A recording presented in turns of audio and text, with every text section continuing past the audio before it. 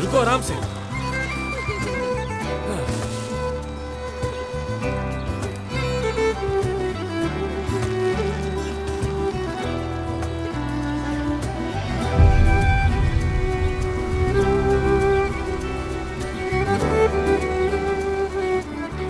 ये पतंग बनाने का आइडिया कहाँ से आया? पतंग से मेरा बचपन से लगा हुआ है।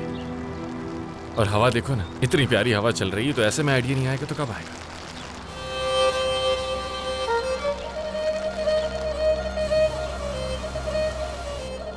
और तभी मुझे पैराग्लाइडिंग का भी इतना शौक है।